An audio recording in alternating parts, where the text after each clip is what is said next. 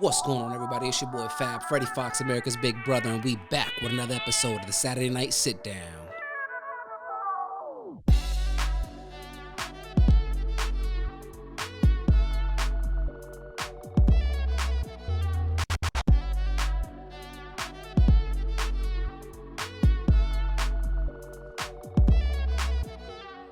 What's going on, everybody? It's your boy Fab, Freddie Fox, America's Big Brother, and today I got the honor and pleasure of sitting down with Brandon Gaydorus. How you doing, my man? I'm doing pretty good. Appreciate you having me on today. Nah, man, I appreciate it, man. Thank you so much for coming on. I seen the episode that you've done with Dylan and got to see a little bit of your background and got to see, so much about you. So you're an author, motivational speaker, and stuff like that, and got so much going on. So, of course, I was like, I got to get this man on my show and have some conversation with him. Absolutely. So thank you so much, man. So as I explained to everybody, all my guests get onto this show. So the whole purpose of really this is really trying to help other individuals find their way into manhood or find their way into adulthood. And as we all struggle with different trials and tribulations and stuff, and a lot of times we feel alone. And hopefully, again, that's why speaking to so many different people of different backgrounds to connect with so many different people, let you know, like, you're not alone, man. Everybody goes through problems. Everybody goes through issues. And if we can stick together, speak comfortably, and just be open, we can make it a little bit easier for everybody else. You know what I mean? It's funny because I was thinking about that concept. There's a quote from Kobe Bryant. It says, "You can do some phenomenal things on your own, but they will never reach their full potential until you can learn how to do them collectively." And I feel like so many people get stuck. So many people get confused because they choose to go through things alone. Right. But then you got people like Freddie who's like, okay, you don't have to go through it alone. And if we can get more people like you in the world, that's what's going to change the world over time, because everyone wants the trick to change the world. But it's more plus ones in your life. It's more Freddie Foxes. It's more people who want to support you, who want to grow with you. Yeah, no, and it's so crazy that you said that, because that's something that I for the longest is I've always said to myself, and not to sound conceited to my own horn, but I was like, I know that I'm very special. You know what I mean? I'm very unique, and I want to create more people like me to change the world. If people were more open-minded and more communicative and more just unified, we'd be able to do so much more in this world. I mean, I'm a strong believer in the saying, it takes a village. It takes a village to do so many different things to touch the life of kids and to make change in general, Yeah. I mean, they say a parachute works its best when it's open.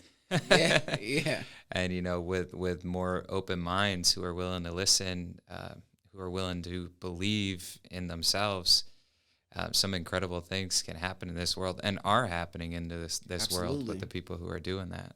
Absolutely, man. So, again, thank you so much for coming on the show, man. So let's get started. As I ask everybody, the very first question to everyone is, for you, what do you believe are some of the main qualities or characteristics it takes to be a good person or a good man in this world? Authenticity is number one. That's the biggest thing I see between the people who are successful and stay successful is being authentic. Mm-hmm. What about you? I mean, I'm huge on love, and just being caring. That's the biggest thing that I teach my daughter and my son. He's 3. He's trying to get the concept of my daughter. I feel really has it down, is to really be loving and caring to people. Perfect example. Like I just got back from Arizona, right? And we bought a couple of trinkets for my mom, my sister, and I got a little a keychain for my niece. Okay. So I had my daughter handing them out and stuff, and she gave it to her cousin, Mia, and we had my cousin from Michigan was over visiting, and his daughter there was Yvain, and my daughter gives it to Mia, and then she kind of comes over to me and she pulls me to the side. She's like, "Daddy, what's wrong, baby?" She's like, "Do we have another one for what's your name again?" It's like, Yvain, for Yvain, Daddy, we didn't get one for Yvain. I'm like, I'm sorry, babies. We didn't have one, but we got her chicken nuggets and stuff like that. She's so conscious of everybody else, and that really makes me feel like I'm accomplishing something. I know I'm not going to be, this whole COVID thing got me to be a teacher, and teaching her math and reading stuff like that really isn't my forte. I'm not designed to that. Yeah. But I'm doing a very great job at teaching her how to be a great person, and that's what I want to teach her.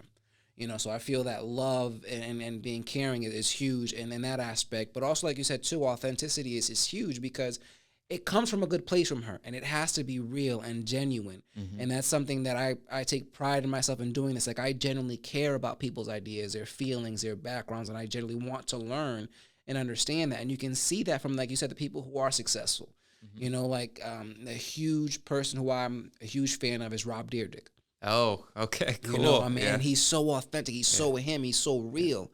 There's nothing that no persona or act that he's putting on. He's just Rob being Rob. Yeah. And also, like Adam Sandler. Adam Sandler is huge. He's you see him in sweatpants and a dirty t-shirt, rag t-shirt and some rundown sneakers, and Yeah. that's it. And even though he's worth millions, so being authentic is huge because people can see that and they know nobody likes to be manipulated.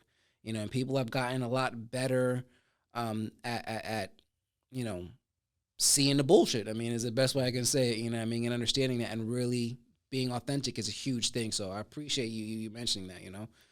And also I think, like I said, being part of a good person and really having a strong and important morals that we stick behind. So for you, what are some of your most important morals or things that you live by on a day-to-day basis? Yeah. So I go back to kind of this book, the C.A.R.E Principal, and kind of like what you said, if you can just care a little bit more, you're going to create good people. You're going to create people who are going to help others. You're going to be that person who helps others. So, the morals I try and live by is the word care. And what is caring? I think it's just a warm heart. Mm-hmm. So that's why I came up with a company called Warm Heart Life. And literally the first year that company was going, what I did was just said the core values. Which is huge. Yeah. Yeah. So, I broke the core values down into one word, which was care. And then I broke it down into 4 words, which was create opportunities, active lifestyle, respect is earned, and then excel forward. And then I had 3 sub-core values off of those 4. And, but it all boils down into, a warm heart. So I feel like that's the biggest thing. If being a warm heart, that's what I try and portray to the world. And a warm heart does not mean you can't go out and hang out with your friends. A warm heart doesn't, a warm heart is just a person who is a positive influence on the other people, on other people around.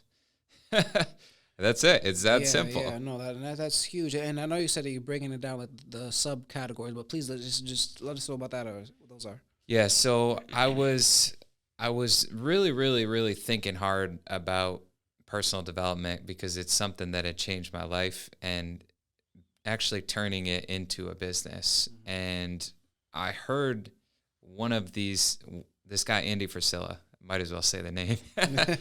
I heard him speak and he said something that really changed my daily life.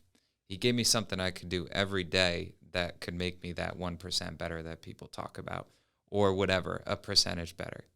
And so I went to his event probably 4 or 5 months later, and he said people pay me hundreds of thousands of dollars to evaluate their businesses, to help their businesses, whatever it is. And I say the same thing every time. You just got to care a little bit more about your business, about your clients, about your employees, all of that. And I was like, you know what? That's it. If I can figure out what he meant by that, I think I can create a company that can help everybody in this world. So that's how I started thinking about, like, what does care actually mean? And that's how I started breaking it down. And when I started breaking it down, this is something that I talk about all the time that hopefully people know me for, is when you want to figure something out, go to the best in the world. So I wanted to figure out how to break down the best core values in the world for this idea behind Warm Heart Life. So I studied Walmart, I studied Amazon, I studied Starbucks, Pandora Jewelers, and I just started breaking down what care actually meant. And I ended up coming up with a whole book to figure that out. And it's crazy that you say that too, because when companies care, genuinely care, you know that. Back in 2019, right? I started working for this pool company, Glengate Pools, in Wilton, and when I got to the interview with two of the guys there, it let me back up a little bit because they were actually there I was going to NCC and they had like this job fest or whatever, and I met this pool company. And me, I've always loved cleaning pools. It's just been something that's so amazing about it that I enjoy doing. And I seen this pool company there, and I went to their table and stuff, and they were very chill and very relaxed, and I felt very comfortable immediately. So I was like, let me go in there and try to apply, and then I went for the interview, and I sat down with two of the managers there, and I got back home from their meeting, and I was like, babe, like it's such a family, it was such a family environment, it's family feel, like seeing how they interacted with each other, they were very helping and stuff, and very caring, and I was like, I want to work there, so I got the job there, and my wife was 9 months pregnant with our son. And I was working for the company, and like 2 weeks in, she goes into labor, and I'm on the job site, and they called me up, and I'm rushing back to the hospital. And then a couple weeks later, in the mail from the company, I get a blanket with my son's name engraved on it, with his date of birth and his time and stuff like that, and also this toy elephant that plays peekaboo that he still has to this day. And I was like, oh my God, like how thoughtful is that? How much they didn't have to go out of their trouble. And it was a very small company, and like I won't work for them for 4 months. I think it was from 5 months, from April to September. But I told them if I ever go work for a pool company, it'd be them. I will never work for any other company, any other pool company. I even was like working one time, and another pool company, one of the managers there, the owner, seen me. He's like, "Oh, you want to come work for me?" I'm like, no. Like, I don't even care what you have to offer. No, I don't. You know what I mean? Because these people, they care about me so much, Yep. and they made me feel valued and important, that they've gained my loyalty forever. And like I said, I've never felt that with any other company that I've worked for. And I was only with them for 5 months. And it's about, like you said, just caring a little bit more about your employees. That's it. It goes such a long way. And that's, like I said, I think one of my core things that I teach my daughters, like just care about people, genuinely care and love and be their affection. And you would go so much. Because it's that too. Like growing up, my idols and people that I looked for were Martin Luther King, Mahatma Gandhi, and Mother Teresa. And these people just cared and loved people. Really? Those are my. I think I write about them in both or one of these books. Wow. All three of those. Yeah. Yeah, and I just loved everything they stood for. And like I said, like Mother Teresa could go anywhere in this world and get whatever she wanted because she cared and loved people and really wanted the best for everybody. Same with the others. You know what I mean? With this huge. So breaking down the book, like I said, with the whole C.A.R.E principle and stuff like that, was it just like you studied them and you broke it down and really laid it out, or how was the book go for you? So the C.A.R.E Principal, that was kind of, I had just finished my first book, which was in the golf fitness world, and the whole time I was finishing, anyone who's written a book can relate. Like it just takes longer than you think. Once it's actually done. You got to get the editor, you got to review it, you got to make the edits again, all that stuff. You got to upload it, you got to get it approved. And so for like 3 months, I was just craving to start writing a personal development book. But I didn't know how. But I knew it was possible just because I had just published a book. So I sat down with my mentor, and we talked on the phone, and he just helped me talk out all the points that I wanted to hit on in the book. And that got me started. And so my mentor wrote about, I think, like 12 books. Wow. And so I learned to write from this book. Like this book, the C.A.R.E Principal, I kind of tell people, like, I don't expect it to sell a lot, but that's like my baby. Like that, like helped me figure things out. Like it helped me figure out. I had wondered why I had success at such a young age and how I could get it to other people. Like I was so curious. I'm like, I know this stuff works. I know this stuff works. I know this stuff works. But how can you get other people to apply it to their life? Because I mean, my life changed when I was 20, and I learned this simple concept from a mentor, Right. which was you need to write down the top 10 people in your field of interest or something that interests you, and then go learn from all 10 of those people. And what happened is I started doing that, and I started learning life lesson after life lesson after life lesson after life lesson. I was like, wow, I didn't learn this in high school. And I'm in college. As I started to learn this process, I was like, wow, they're not teaching me this in college. Right, right. And so I just kind of started putting stuff together. Like the C.A.R.E Principal, it's, I think, 82 short stories. And all it's meant is that you read the title and you read the story, but you relate the title to your life. The story's just there to help you think about how you can relate that concept to your life. Like, I knew the first two, whatever you want to call it, stories in that book, they were worth the whole price of the book, and they can impact hundreds and hundreds of lives. Maybe not through the book, but through things like this, through talking it out. And the first, because my mentor told me, he said, funny thing is when you write a book, 1 or 2 years later, you want to change like half the stuff in there. So I was like, okay, well, let me at least have something in there that I know can last a lifetime. Right. And the first story in that book is, how do you get whatever you want? Like, how would you get whatever you want? What would you say? Get whatever I want. I think number one, it goes down to that, just being caring, genuine, and just really having a clear vision, just understanding what it is, and then going for it. Like I was saying to somebody last week, is that if you really want something, create that plan A, and there's no plan B, because then you have no choice but to make that plan work, and you figure things going out. And I've seen that so much in my life, is just, if I really know what I want to have that clear vision, I don't need to know the path. I don't need to know everything that goes, because it'll come to me and fall in line. Mm-hmm. As a far thing, like even with this show, like this whole podcast, like I knew that I wanted to do a podcast. I just didn't know what I wanted, but I had that. I was like, I'm going to do it. Yeah. And the concept came to me, the name came to me, the whole, and everything just started slowly coming in because I kept that clear vision. So that's how I would really tell anybody from my experience how to get what you want. Be genuine, loving, and have just a clear vision, and just go for it. Just move. Yeah.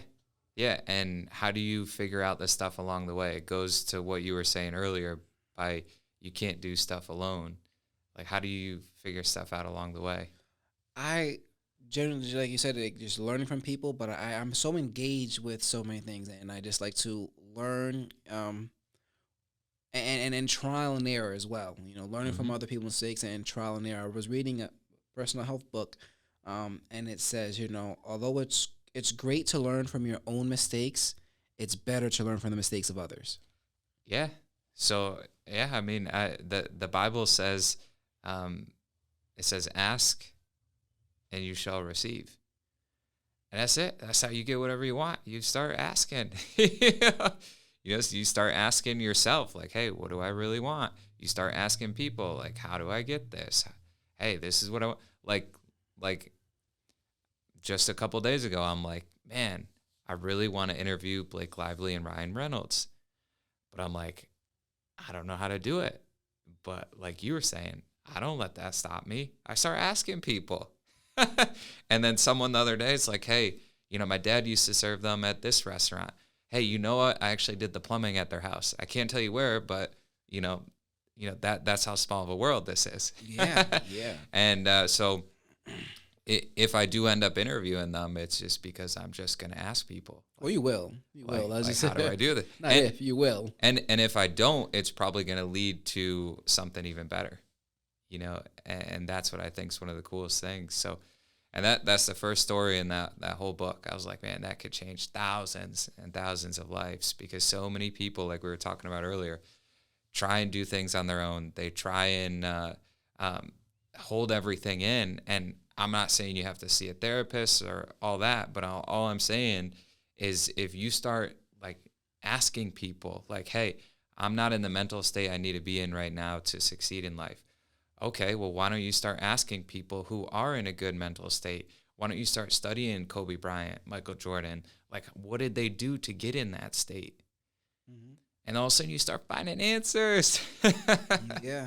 And you can't be afraid to ask either, for anything, and just go out, because what the worst thing they can say is no, but at least you don't have to wonder what if.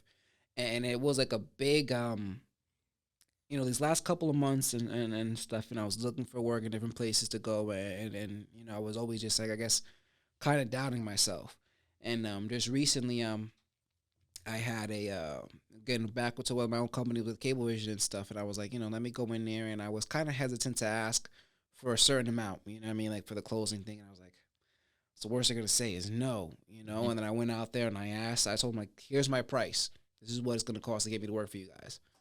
And like, all right, cool, done. I'm like, what? Like, you know, what I Yeah. mean, I want to be startled, but I was like, wow, you know. And then I seen that more when I told, you know, my mom and my sister, you know, what I was gonna be making and how shocked they were, is because unfortunately they didn't think that was possible. They don't think, like, you know, they have a different kind of mindset, you know. But I've been able to grow and develop and asking and then trying to learn from different people on what the possibilities are, and that's why I've seen myself get so much further ahead than other people would think because they don't have that same mentality.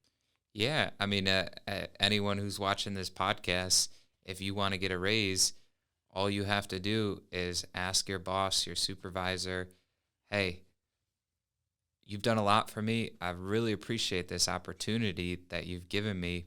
Just curious, I'm trying to grow as the company grows. What would need to happen for me to get a raise?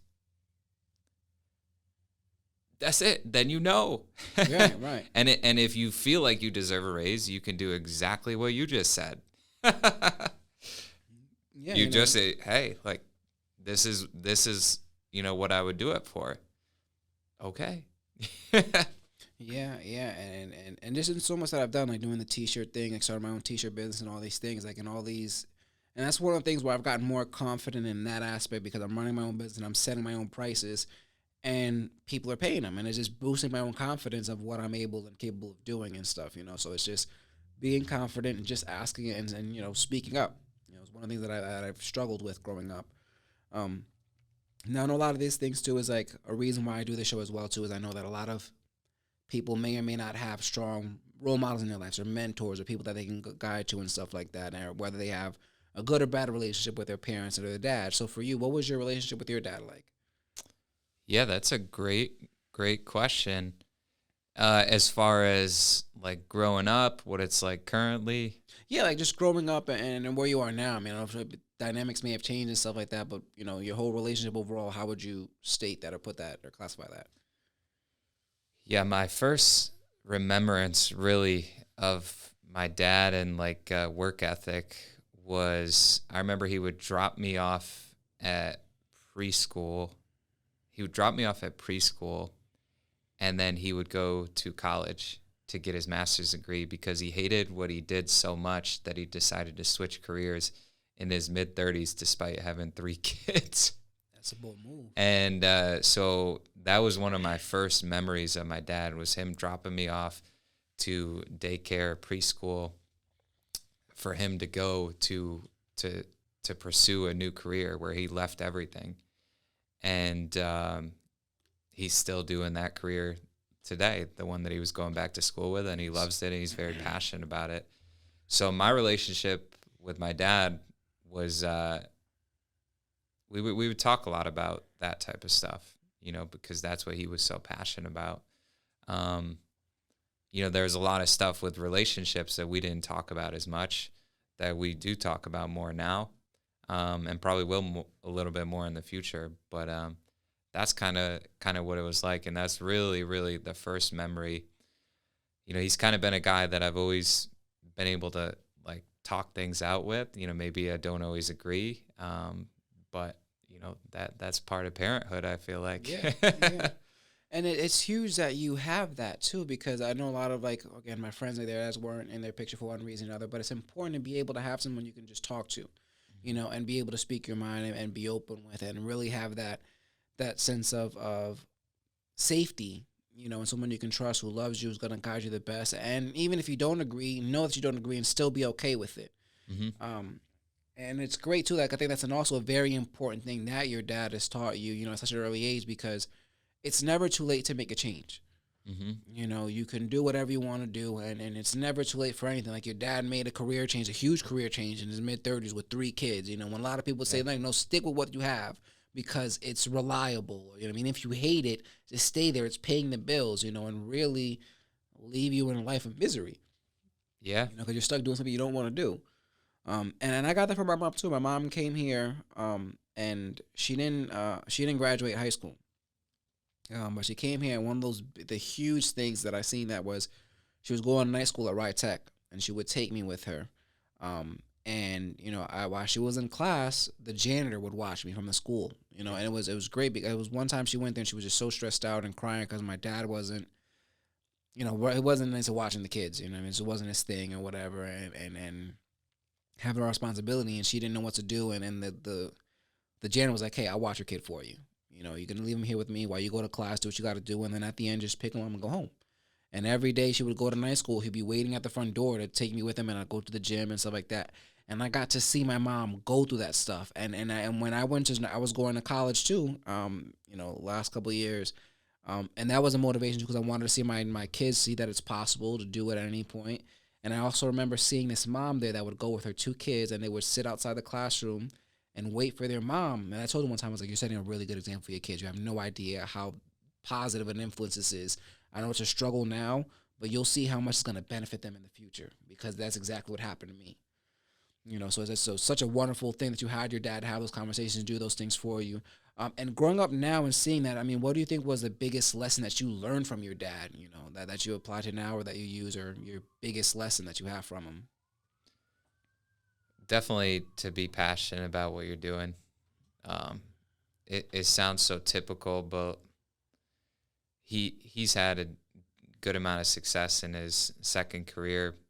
But what a lot of people don't see is, the Friday and Saturday nights when he was sitting downstairs in the basement studying for years. I mean, like, I'm talking like when I was in college, when I was graduated with college, he was still studying, Wow. grinding. And so I really learned that it's very important to be passionate about what you do if you want to be regarded as one of the best. So Absolutely. Like they always say, I know it's so cliche, but love what you do and you never work a day in your life. yeah, And really just go with that. And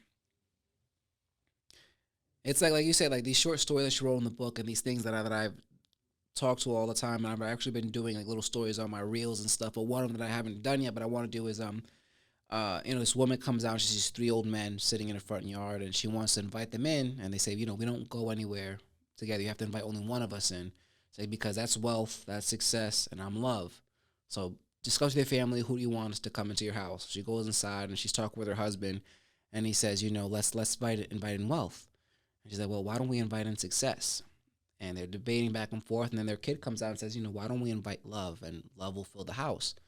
And I was like, all right, let's do that. So they go outside and says, which one of you is love? We want you to come in. So love stands up and he starts walking, and then the other two get up and follow behind them. And they're like, well, I thought, you guys don't go anywhere together. It's like, well, you see, you chose love, and wherever there's love, you'll find success and wealth.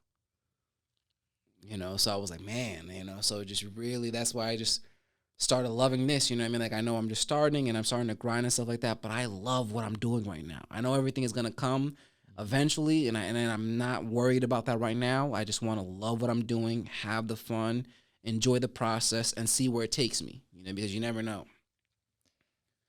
I respect that a lot. Thank you. So it's conversations like this where I really look forward to talking a year or two later and just like seeing where both of us are at. Yeah, man. I know I know it's gonna be far, and I just staying passionate, like you said, in what you're doing, and going. I feel like I'm a natural at what I'm doing. I love it, and it's just so much fun, And we'll see where it goes. Now I know, like you said, this is two of the three of the books that you have so far, right? The first one was about golf and fitness and stuff. Now, did you play golf and stuff like that? Is that how you got into that, or how did you get involved with that? Yeah, I played golf. I think I started at like 10 years old. My dad actually wouldn't let me go to the course for a while. He said, "You're not ready." So we would go to the range. Because, I mean, obviously it's not the easiest thing taking a kid to the course, Right. And so I started going to the range probably like 10. And I was just frustrated because, like, I was small growing up, but I felt like I was athletic. So, sitting on the bench on basketball and baseball is not the funnest thing, especially when you feel like you should be playing. Right. Whether that was the case or not, I don't know. So then I started playing golf. I was like, oh, well, I'm in control of this. So for me, it was just a really, really fun challenge. and I played it. I played it all throughout college. Went to school to be a golf professional, but I had known that the fitness side was something that interests me even before going to college. So I kind of made my own degree in college. Nice, nice. And when golf, I know like a lot of things in sports and these things in general, like teaches us a lot about life. So playing golf and going through all that, what is something that you learned from golf about life? Ooh, that's a good question. So I've worked at a lot of golf courses. So what I went to school with, I would do an internship every summer. And the main thing I learned from working at a golf course, um, can I tell a story about what I learned, or Yeah, is it like definitely. a No, no, go ahead, concept? go ahead. Yeah. The main thing I've ever learned from golf in general was actually working at a golf course, and had nothing to do with me actually playing golf. I think I was 20 years old, and I was working at a golf course in Cape Cod. And man, brings back good memories. I was my boss at the time for the outside services. He said, "Hey, can you go out to the first green? There's a group that needs some drinks." So I go out to the first green, and I bring them the drinks that they wanted. The guy gives me $100, and he says, "Split that with Ken. I owe him some money," because Ken is like a guy who really, really took care of the members there. Like Right. everybody loved him there. Like, and so it was a tip. It was $100 tip. I was like, whoa. He said, split it with Ken. So I split it with Ken. I said, hey, here's $50. He's like, you did not have to do that. Like, you really didn't have to do that. I was like, oh, he said to give it to you. I just thought that was what I was supposed to do. And so later that day, at the end of the night, Ken comes back and he gives me like another 20 or $50. He said, blah, blah, blah, tipped me again. And I just wanted to pay back the favor and give you half. And so out of all the things I've done, from playing golf to working in the golf business, that was the biggest thing I learned, was when you do the right things tend to follow. Absolutely. And I'll tell you a story of the opposite. There was one time in the golf business where I was interning at a golf course, and I had a member who I built a lot of trust with, and she was like, hey, my significant other, I want to get him a present for his birthday. Can I buy him a lesson with you? I wasn't technically supposed to give lessons at the time. And I was kind of like, didn't know what to say. I was like, yeah, sure, you can, but we can definitely do that for a present for him. We can book a lesson. And my boss was in the back room, and he said, hey, Brandon, what did you just do? I said, Mrs. Blah, blah, blah wanted to book a lesson with me for her significant other. And he says, Brandon, you know you're not supposed to give lessons. I'm like, yeah, I wasn't sure how to handle that situation. He's like, Brandon, I think you need to solve that situation. He's like, I'm not going to call her back. So I called her back that day, and I really learned a big lesson about like, hey, like, you can make mistakes, but what you do after that mistake is what's going to be what defines you. Right. And so that there was multiple times that summer where that was the first boss I ever had. And I was 22. I did a lot of internships up to that point, who really taught me that it's okay to make mistakes, but you better do something after that mistake to make up for it, even if you can't make up for it. So that those are some of the things I learned in the golf business. And then in golf in general, you really learn how to treat people. You learn etiquette. You learn a lot of different stuff like that. But yeah. And I think, like you said, like in your first story, that goes a lot to say about you and just being authentic too. You know what I mean? Like, you didn't have to do that, but that's what he said. You know what I mean? And it's just in you to do the right thing, because that's who you are. And that's happened to me a lot of different times too, where I could benefit from something for doing the wrong thing, but I just know it's gonna eat at me. And if I don't, it's like, I gotta come clean and just do what's right, because that's just who I am. Like, otherwise, I'd be lying to myself and living to a lie, and so much worse comes after that. When you're not being truthful. Yeah, and like I'm not gonna lie, like I'm not perfect. Like I've made plenty of mistakes in life, just like probably almost everybody has. But I always try and go into it with that mindset. Okay, what can I do? What should I do? What should I do? Okay, now with that said, just try and do the right thing. If you can do that 98% of the time, you're probably going to do a lot of good. It's hard to be perfect all the time, but if you can be it most of the time, you're probably going to lead to a lot of good things. Yeah, no, and just have good intentions, and the right thing will happen, and everything will pay off in the right way.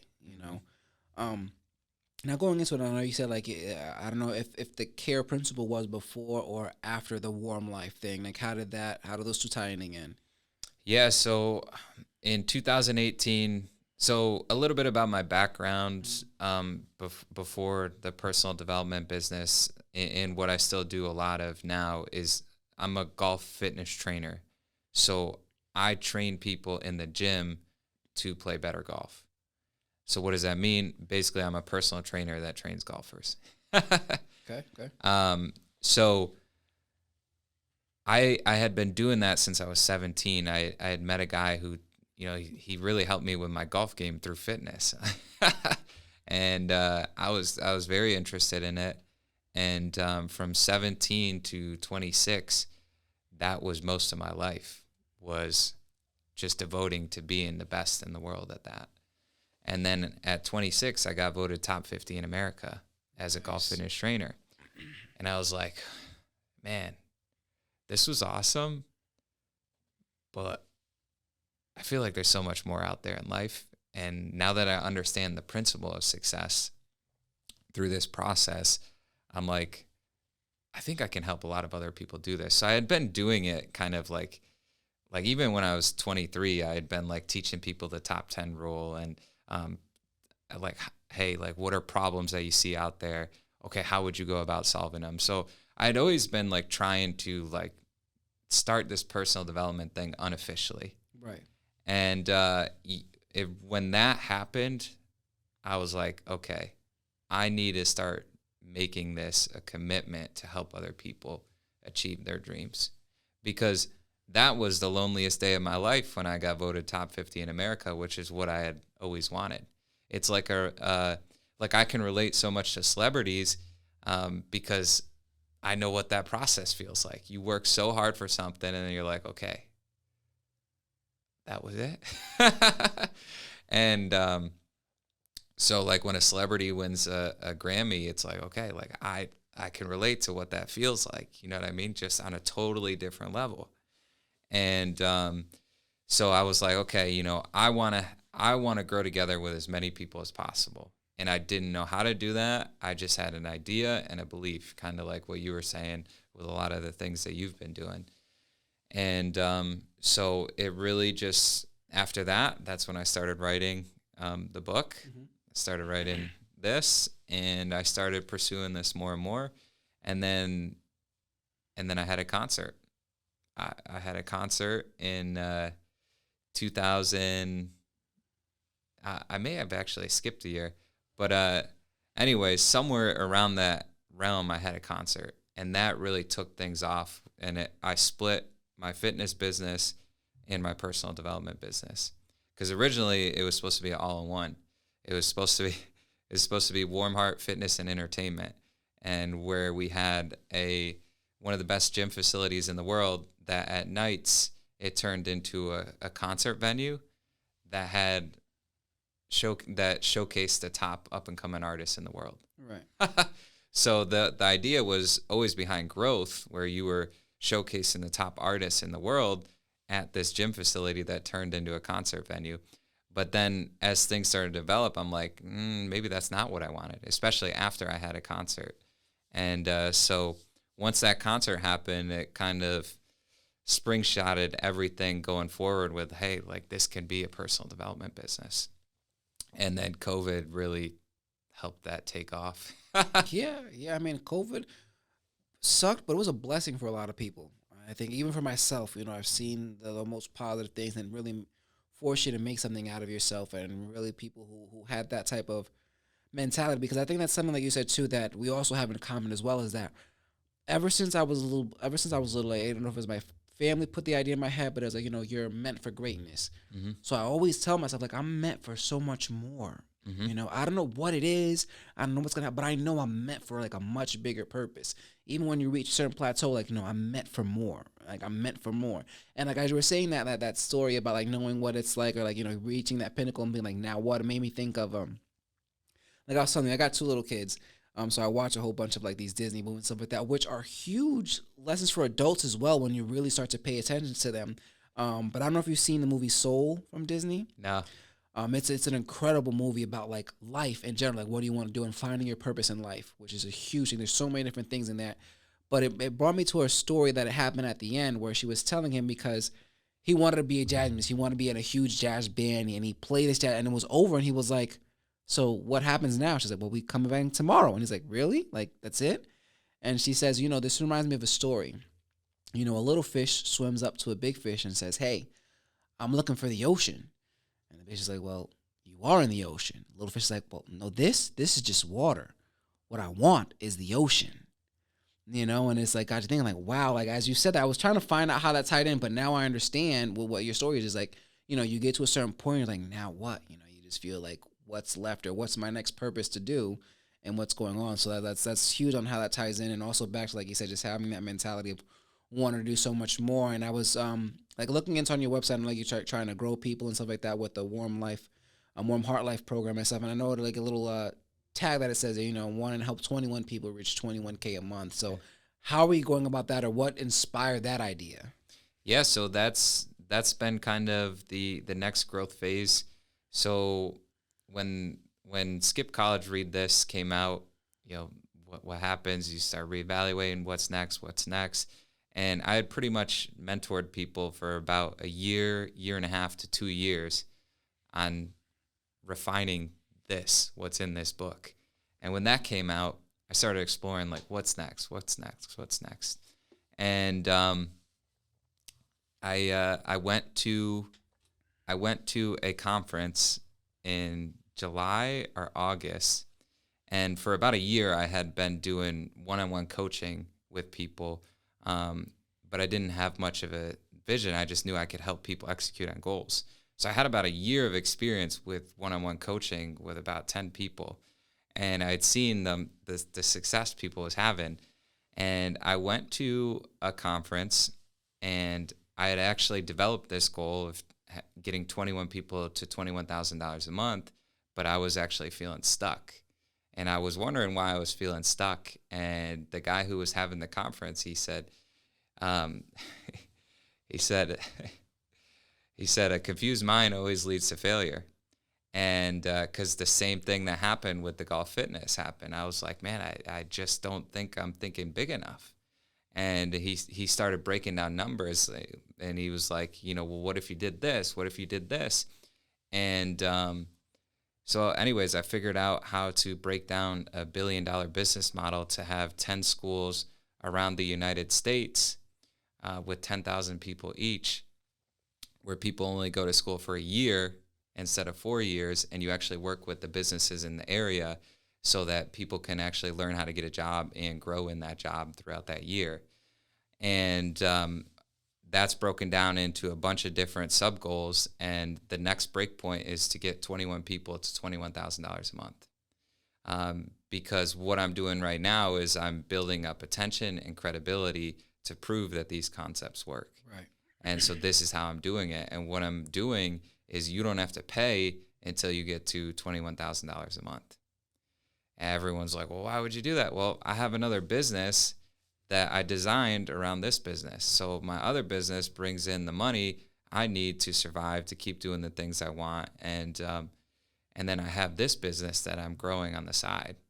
And now it's starting to turn into where I basically have 2 full-time jobs, but I don't really mind it as much because the personal development business is it's a bucket list business. And it has started bringing in revenue now, which is very awesome. And eventually, when the goal is by the end of next year to get 21 people there, And it's all different types of businesses. I'm not going to act like I'm a master business coach. If you want to study the best business coach in the world, you should probably study Brandon Dawson. But it doesn't mean that you still can't work with me. Right. What I am is I focus on business, but I'm an execution coach. I just don't put that on the internet because it's like, what does that mean? It's like, I help people execute on goals. I help people develop clarity on what they want, and then I help them break that down. And then we create an engaging scoring system, and then we have a 20-minute phone call once a week for the accountability so that we can keep refining what's necessary. And what is that? That's a warm heart. It doesn't have to get overcomplicated. It's all based on the book, The 4 Disciplines of Execution. And it's something that when you start achieving goal after goal after goal and you start seeing other people achieve goals, you're like, let's just keep this rolling. So, yeah, that's the goal, to get 21 people to $21,000 a month, and then they'll pay me $1,000 a month, which means through that business, I'll also get $21,000 a month. And that's when we're actually going to hire 2 more people, and then we're going to focus on getting 100 people to $21,000 a month. And then once we get 100 people, we'll have all the credibility you could possibly need to start this school system, which will be, we'll work up to 1,000-person school system. And the goal is to start that in Stamford, Connecticut, and then grow that into a 10,000-person school system. And then you multiply that into 10 schools in the top cities around the United States. Nashville, Laguna Beach, or that San Diego area, right. Texas, South Florida, Chicago, all these cities, and you have 10 of those universities. Whether they're accredited or not, I don't know yet. That will come along the way. And but it actually all started before this goal. The first break point was to have an event that brought in $12,000 in revenue, and I actually had that on October 2nd. Nice, congratulations. Which is how I got connected with Carl, and so it's just No, it's a lot, and I want to touch on something like you said too, like I guess the mentor, the person you spoke to, like a confused mind leads to failure. Mm-hmm. Because that also kind of hit close to me too, because again, when I before we started the show, I explained I want to do a podcast, I didn't know what to do, and I'm all over the place, and you just don't really know what move to make. And you get stuck and don't do anything, and I found myself in that position for a while too, where I don't know what to do, so I'm going to do nothing. Yep. And I think part of that to help me gain that clarity is, like we said before, trial and error, just doing something, whatever it is, because if it doesn't work, like they said, when they were inventing the light bulb, like you've failed 1,000 times. Like, no, I've just figured out 1,000 ways not to do it. Yep. So that's the kind of mentality that I'm trying to have now and going forward, and really trying to make moves, make mistakes, learn, and always ask yourself that question, like, what's next? To kind of force yourself to create a blueprint, to have a game plan of something that you need to do. And it's okay. Like, everyone goes through phases of their life where you take time to figure out what you want. Like, think about a pro athlete going into retirement. Like, I watched Kobe Bryant throughout that whole process. I listened to the interviews, like, not every interview, but I tried to listen to what he was saying. And he talked about how he was in a process where he was trying to figure things out. And then he started to figure out, like, I don't want to be on TV. Like, I don't want to be doing, like, analyzing, like, basketball games. He's like, I want to be writing books where I can tell these stories that can impact thousands and thousands and thousands of people. And that's what he started doing. Before he passed away, he actually started doing little video series, mm-hmm. which actually brought the books to life. And then he had books. And but you hear in his interviews, if you listen to his past interviews, how much time he actually took to think about that. And my mentor, Grant Cardone, says, if you don't have a job, your full-time job is to get a job. So if a job is 40 hours a week, you should spend 40 hours a week on figuring out what job you want, on contacting people, on applying for jobs, on going to interviews, on networking events. So if you don't have a job, your job is to get a job. If you don't have clarity on what you want, your job is to get clarity on what you want. It's okay. You just have to take action, like you said, to develop that clarity. We will continue to go through phases of our life where we don't know exactly what we want. But if you're in that situation, your job is to take action to figure that out. And that's why so many people get stuck. And then it's also like you mentioned that too, because right before I was like in Arizona to visit my brother-in-law and stuff, and I just asked him like, so what are you doing now? Like, what do you want to do? And he's like, well, I was doing personal training and I haven't done it in a while because I don't know if that's what I want to do, and I'm just trying to see and all these things. And I just looked at him and because I know I didn't have it for me, and I was glad to be there. I was like, yo, bro, that's okay, that's good. Yeah. I'm 35 and I just figured out what I want to do. You know what I mean? Like, it's all right. And something that I've been saying and kind of preaching to everybody is like the road to success is paved with the bricks of failure. Mm-hmm. You know what I mean? Like, you got to make those mistakes. You got to know and build and just try and just do different things because you don't know. Like, when I got out of school, I wanted to be a video game designer. Yeah. You know what I mean? Like, how do I go from video design to podcaster? You know what I mean? Like, yeah. And in that time between, I was, I supervisor for retail stores, cleaning pools. I've done so many different things. Working in the mailroom, like I've done so much different work to find out what I want to do. But I went out there and done those things and figure out what I did and didn't want to do. Because otherwise you won't know. And I just want to ask, like, I know like you've been going there, like you say, you now like training people, and you also had a mentor now. So how did you know you were ready to go from mentee to mentor? And how did that develop for you? How did that gain that confidence? Yeah, it's a good question. I felt like I had a lot of confidence when I got voted top 50 in America. But even before that, when I was having my conference or my concert, I have to think back. So my concert in 2019 was the first time where I started actually being a full-time mentor, because I thought like, oh, I needed interns. Really, it turns out I didn't need interns. It turned out they needed me as a mentor. Right. Which they were definitely very helpful, and they were incredible. And like the relationships that we developed, the experiences that we had were incredible. But what I started realizing was I wasn't the right person for them to work for. But they had committed to a 8-week internship. So I was like, okay, well, I know I'm not the right person for them to work for just because right away I could tell. But what if I could mentor them and help them out so that they could find the right people to work for? Then maybe they would get the value out of this. Right. So that was the first 4 people that, I actually thought it was going to be an internship, and it turned into like, okay, like I can mentor these people. So after that, I took like a little bit of a break, and then quarantine hit. And I was like, okay, I think I can do this program, but just call it a mentorship internship instead of an internship. And so I started it through Zoom, and I called it a mentorship internship. I was like, hey, this is what it is. And it was a 5-week program. And that's how it started, and then just kept it going. And I started to realize how much people actually needed just someone like me who was just helping people find a mentor. Right. So I do mentor a lot, but the main thing I mentor is how to find your right mentor. Nice. So that's basically what this whole book is, and why I believe in it so much. Skip college, read this. Is we teach you how to develop clarity on some things, because that's something that you said, like, right. It's okay. So that's what the whole first part of the book is, like, okay, what interests you? What are the problems you see out there? What are you passionate about? What do people say you're good at?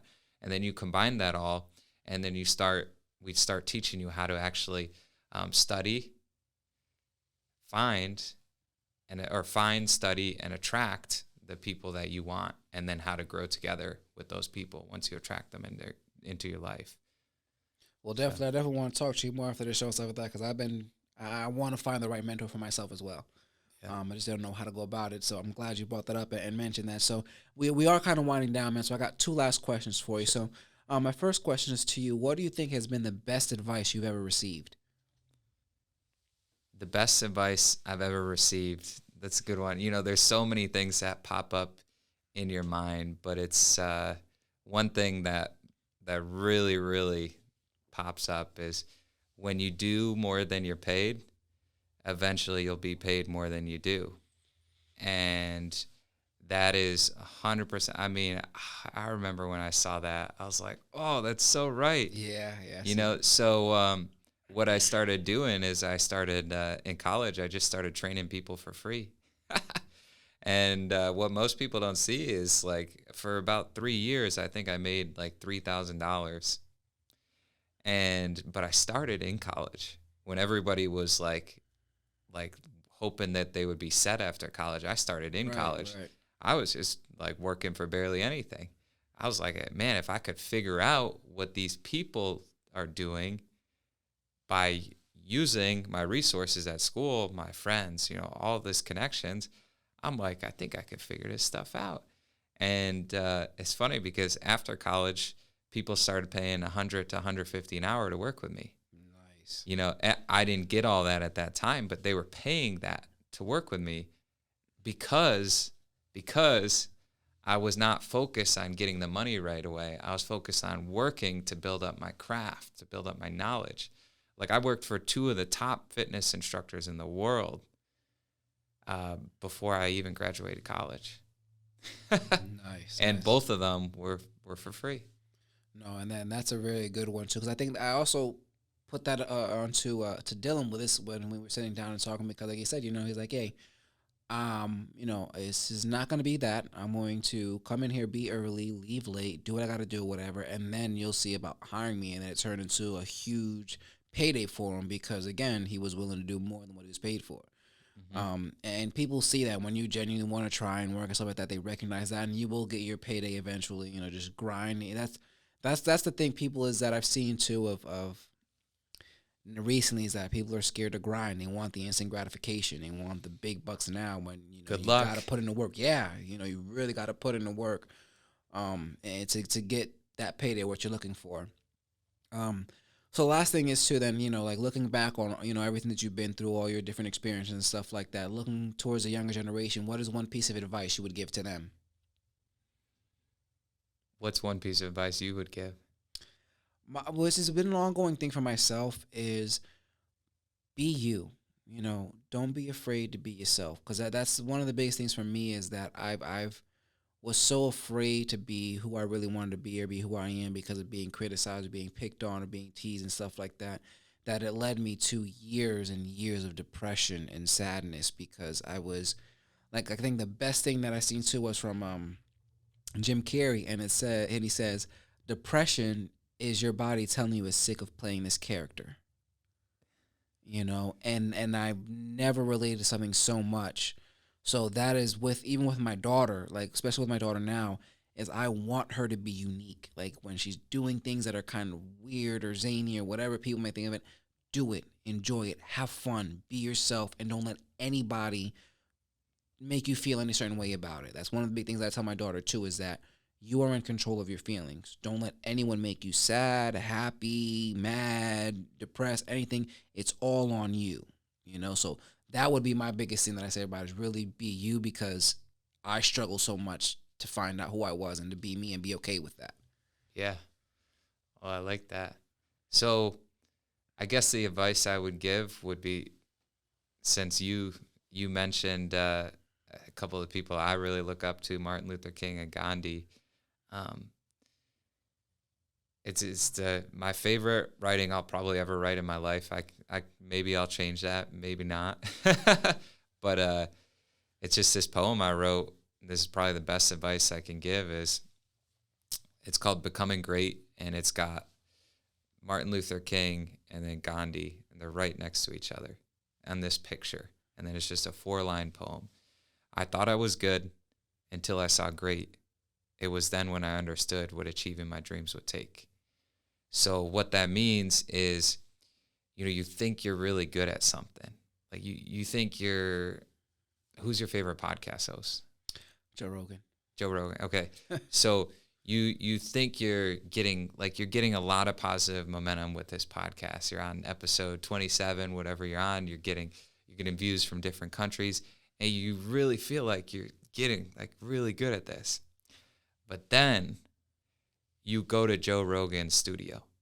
You go to, you're in Texas, you're in the new place he's got, and you just sit there. You're in the seat, you don't say a word. You just sit there for the entire day.